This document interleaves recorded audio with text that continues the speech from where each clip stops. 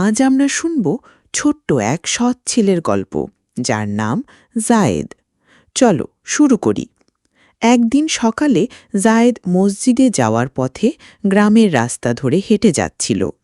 হঠাৎ সে মাটিতে কিছু একটা চকচকে জিনিস দেখতে পেল। সে ঝুঁকে দেখল এ যে একটা সোনালি রঙের কয়েন। সে কয়েনটা হাতে নিয়ে বলল, ওহ, এটা তো কারো হারানো। আমি এটা যাকে হারিয়েছে তাকে ফিরিয়ে দেব। জায়েদ এক এক করে বাড়ি বাড়ি গিয়ে প্রশ্ন করল, চাচা, এটা কি আপনার কয়েন? চাচি, আপনি কি এটা হারিয়েছেন? কিন্তু সবাই বলল, না, এটা আমার নয় বাছা। হঠাৎ সে এক গাছের নিচে বসে থাকা এক বৃদ্ধা দাদিকে দেখতে পেল। তার মুখে চিন্তার ছাপ। দেখে মনে হচ্ছিল তিনি কিছু খুঁজছেন। জায়েদ কাছে গিয়ে জিজ্ঞেস করল, দাদি, আপনি কি একটা সোনা কয়েন হারিয়েছেন?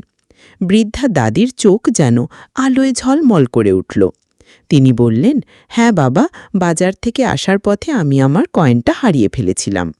তিনি খুশিতে জায়েদকে বুকে জড়িয়ে ধরলেন আর বললেন, আল্লাহ তোমার মঙ্গল করুন, তুমি কত ভালো ছেলে।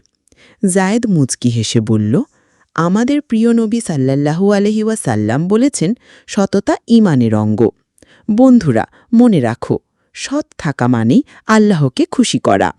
আর আল্লাহর প্রিয় বান্দা হতে গেলে সবসময় সত্য কথা বলো আর সৎ থেকো।